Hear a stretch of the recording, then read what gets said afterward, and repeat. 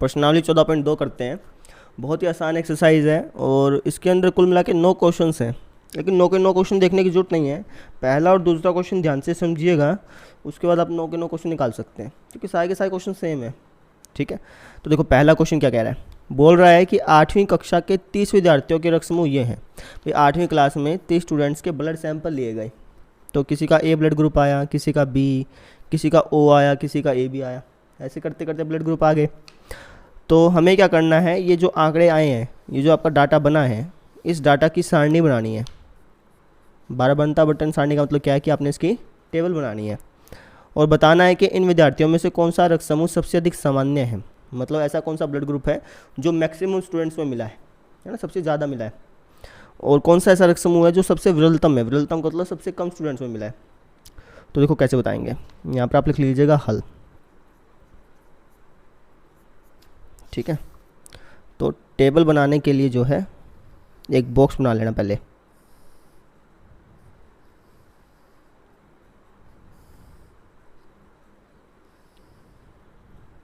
चाहो तो स्केल से बना लेना। यहाँ पे आप लिखना रक्त समूह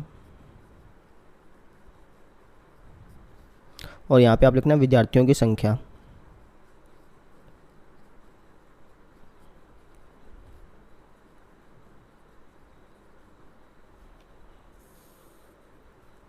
ठीक है, ब्लड ग्रुप कौन कौन से हैं, ए बी ओ और ए बी, 4 ही ब्लड ग्रुप होते हैं।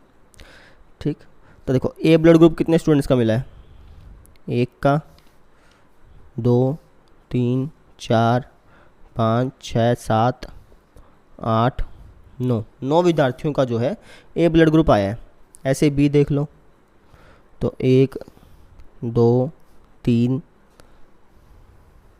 4, 5, 6 विद्यार्थियों का है ना। ये ए बी अलग चीज़ है, ए बी के बीच में कोई कॉमा नहीं है, ये ए बी अलग ब्लड ग्रुप है, कभी इसका भी काउंट कर लो, ये अलग है। ठीक है, अब ओ का देख लो, 1, 2, 3, 4, 5, 6, 7, 8, 9, 10, 11, 12 विद्यार्थियों का आया है। ए बी देख लो कितनों का है, तो 1, 2, 3, 3 विद्यार्थियों का है बस। ठीक, जोड़ कर लो इसका कितना, 12, 3, 15, 6, 21, 8, 9, 30 विद्यार्थी हो गए टोटल। यानी हमारी टेबल बिल्कुल सही है ना। क्वेश्चन में कितने विद्यार्थी क्या रखे थे, 30 क्या रखे थे ना, 30 होकर अपनी टेबल होगी खत्म। अब क्वेश्चन में प्रश्न क्या पूछा है, पूछा है कि इन विद्यार्थियों में से कौन सा रक्त समूह सबसे अधिक सामान्य है। मतलब ऐसा ब्लड ग्रुप कौन सा है जो मैक्सिमम स्टूडेंट्स में मिला है, ज़्यादा से ज़्यादा मिला है, तो कौन सा है वो, ओ है, क्योंकि ओ ब्लड ग्रुप 12 स्टूडेंट्स में मिला है। तो आप कहेंगे कि भैया ओ रक्त समूह सबसे अधिक सामान्य है।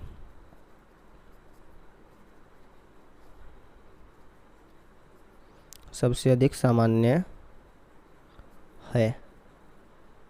ठीक है, और सबसे कम कौन सा है, ये है ए बी, क्योंकि सिर्फ 3 स्टूडेंट्स में मिला है। तो आप कहेंगे कि भैया ए बी रक्त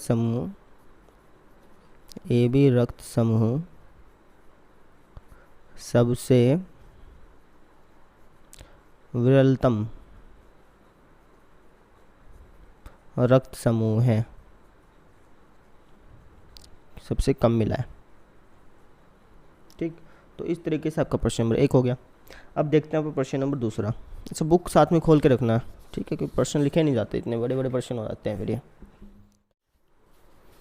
दूसरा प्रश्न देखो, तो दूसरे प्रश्न में क्या बोल रखा है कि 40 इंजीनियर हैं, उनके आवास से कार्यस्थल की दूरियां दी गई हैं। मतलब उनके घर से उनके ऑफिस तक के बीच की दूरी देखी है। कोई एक ऐसा इंजीनियर है जिसका ऑफिस 5 किलोमीटर दूर पड़ता है, किसी का 3 किलोमीटर, किसी का 10, किसी का 20, किसी का 25, ऐसे। हमें क्या करना है, इस डाटा की टेबल बनानी है। लेकिन अब की बार जो टेबल बनेगी वो वर्गीकृत बनेगी, मतलब ग्रुप वाइज। पिछली बार जो टेबल बनी थी वो वर्गीकृत नहीं थी, अनग्रुप थी। आपने ए लिखा था, बी लिखा था, ओ लिखा था, ए बी लिखा था, है ना, और फिर सोल्व कर दिया था। लेकिन अब की बार ग्रुप वाइज बनानी है, मतलब 0 से 5 का एक ग्रुप, 5 से 10 का एक ग्रुप, 10 से 15 का, 15 से 20 का, ऐसा करके ग्रुप करके बनानी है। इसमें लिखा भी हुआ 0 से 5 को पहला अंतराल लेकर। ठीक है, 5-5 वर्ग माप वाली एक वर्गीकृत बारंबार बंटन सारणी बनाओ। सारणी बनाने के बाद फिर आपने आंसर देना है। इस सारणीबद्ध निरूपण में आपको कौन सा मुख्य लक्षण देखने को मिलता है, पहले सारणी बनाते हैं, उसके बाद देखेंगे इसको। ठीक है, सारणी कैसे बनाओगे, आप यहाँ पर लिखोगे वर्ग अंतराल। ठीक है, वर्ग अंतराल मतलब भाई कौन सा ग्रुप लिया आपने, 0 से 5 का, 5 से 10 का, 10 से 15 का, ऐसे करते करते और फिर इंजीनियरों की संख्या, भाई 0 से 5 किलोमीटर तक के बीच में कितने इंजीनियर्स आ जाते हैं। समझो कितने ऐसे इंजीनियर्स हैं जिनका ऑफिस जो है 0 से 5 तक के बीच में आता है, मतलब जिनका ऑफिस 0 से 5 किलोमीटर के बीच में पड़ता हो।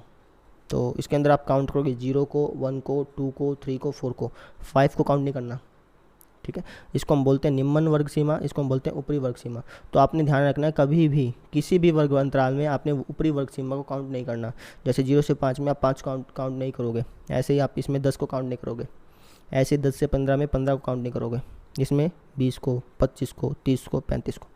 क्योंकि मान लो अगर आपने काउंट करना स्टार्ट कर दिया, भाई आपको मैं तो करूँगा, मैं तो इसके अंदर 0 1 2 3 4 5 इन सबको काउंट करूँगा, फिर दिक्कत आएगी ना। आप इसके अंदर भी 5 को काउंट कर लोगे, इसके अंदर भी 5 को काउंट कर लोगे, है ना, तो फिर समस्या आ सकती है। तो इसलिए क्या रूल बनाया गया कि यार आप है ना ऊपरी वर्ग सीमा को भी काउंट नहीं करेंगे। तो 0 से 5 में के बीच में कौन कौन सा आ गया, 0 1 2 3 4, ऐसे 5 से 10 के बीच में कौन सा आ गया, 5 6 7 8 9, है ना। तो काउंट नहीं होगा 2 बार, बस समझ लो। तो आपने ध्यान रखना है ऊपरी वर्ग सीमा को काउंट नहीं करना। एग्जाम्पल से समझ लो, जैसे 0 से 5 के बीच में आपने काउंट करने हैं। तो जैसे मैं बुक खोल लेता हूँ एक बार,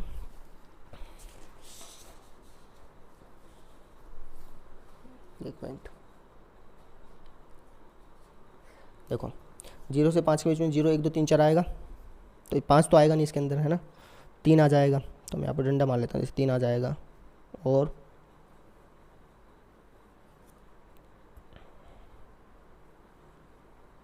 2 आ जाएगा, 3 आ जाएगा, फिर 3 आ जाएगा, 2 आ जाएगा, ठीक है। तो कितने अंक हो गए, 1 2 3 4 5 हो गए। तो आप यहाँ पे 5 लिख दो उठा के, बात समझ में आ गई ऐसे। अच्छा पीछे देखोगे ना, तो पीछे लिखा है मिलान चिन्ह करके, मतलब ऐसे ऐसे डंडा मार करके ऐसे यहाँ पे मिलान चिन्ह लिख रखा है, मिलान चिन्ह। तो बनाना चाहो तो बना सकते हो, कंपल्सरी नहीं है। मिलान चिन्ह इसलिए बनवाए जाते हैं ताकि आपको काउंटिंग करने में आसानी हो, है ना। अगर काउंटिंग करने में मुश्किल हो रही है तब आप मिलान चिन्ह बना सकते हैं, क्योंकि आसान कर देते हैं। जैसे अपने डंडे यहाँ मारे, वही डंडे यहाँ पे मारने हैं, बस डंडे मारने का तरीका अलग है। यहाँ पे 4 ऐसे, फिर 5 ऐसे मारा जाता है, ठीक है। फिर वापस से फिर 1 2 3 4, फिर 5 ऐसे, जैसे 5 है तो 5 ऐसे डंडे मारे जाएंगे, बस और कुछ नहीं है, बस समझ रहे हो। अगर बनाना चाहो तो बना सकते हो, और नहीं बनाना चाहोगे तब भी कोई दिक्कत नहीं है। चाहो तो पहले क्वेश्चन में बना सकते थे, लेकिन पहले क्वेश्चन में दे नहीं रखा कोई आंसर में, आप देखोगे तो सिर्फ दूसरे क्वेश्चन में बना के दे रखा है, समझ रहे हो। तो ये मत समझना कि सिर्फ दूसरे में बनाना, नहीं, चाहो तो हर किसी में बना सकते हो, और ना चाहो तो आप किसी में मत बनाओ चाहे, ये चीज़ है बस। अब जैसे 5 से 10 का ग्रुप ढूंढना अपने, 5 से 10 के बीच का, तो कौन कौन से काउंट होंगे, 5 6 7 8 9, ठीक है। तो देखते हैं, ये 5 आ गया, डंडा मार लो यहाँ पे, चलो। और 10 काउंट नहीं होगा, कभी 10 भी काउंट करो दिक्कत आएगी फिर आपको। 5 6 7 8 9 बस, ठीक है। ये आगे देखो, 7 आ गया, 9 आ गया, 7 आ गया, 8 आ गया, ठीक है। फिर देखो, अच्छा 5 आपने काउंट करना है ना इसके अंदर, तो 5 आ गया,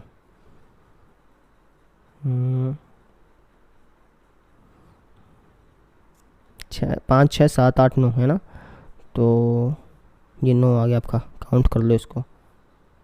6 आ गया, काउंट कर लिया। 7 और 6 ये दोनों भी काउंट करने पड़ेंगे। कितने हो गए, 1 2 3 4 5 6 7 8 9 10 हो गए।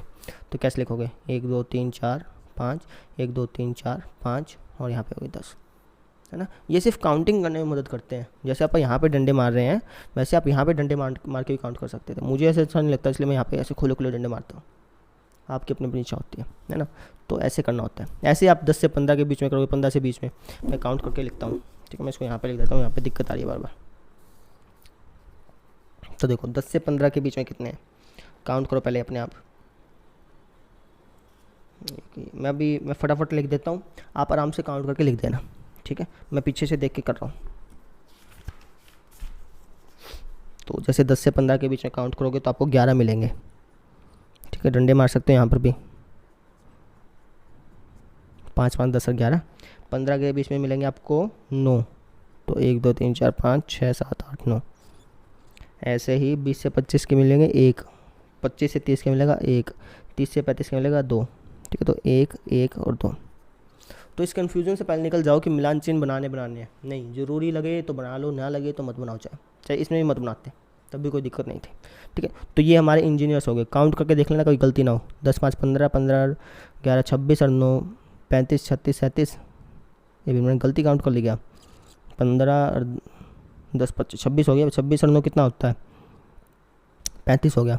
37 37 38 39, काउंटिंग में गलती आ रही है। ठीक है 5 से 10 के बीच में 11 है, मैंने काउंटिंग में गलती करी होगी कहीं ना कहीं, समझ रहे हो? इसलिए अगर आप जोड़े हैं तो 40 ही आने चाहिए ना, 40 इंजीनियर्स हैं तो यहाँ पे आपका 11 आएगा। गलती देख लियो क्या गलती थी इसके अंदर। ठीक है, तो अब हमारी टेबल क्या हो गई? पूरी हो गई। अब क्वेश्चन में क्या पूछा था कि इस सारणीबद्ध निरूपण में आपको कौन से मुख्य लक्षण देखने को मिलते हैं, मतलब इसकी कोई खास बात बताओ। अब वो खास बात अलग अलग हो सकती है। खास बात कैसे?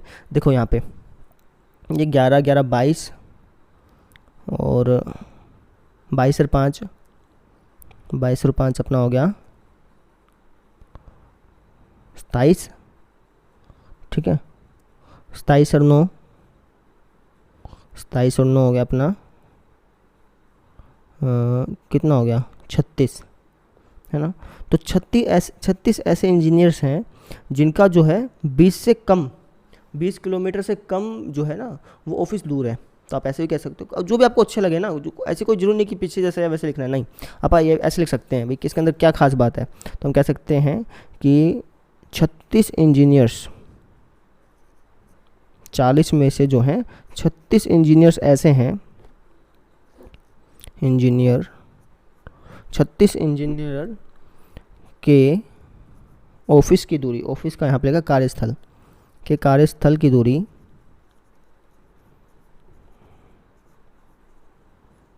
20 किलोमीटर से कम है,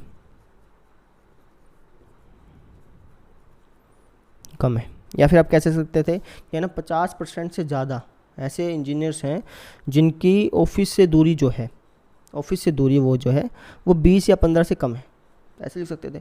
कोई ऐसा ज़रूरी नहीं है कि पीछे ऐसा लिखना है, बस समझ मारिए। कोई भी आपको खास बात नज़र आए इसमें वो लिख दो बस ठाके।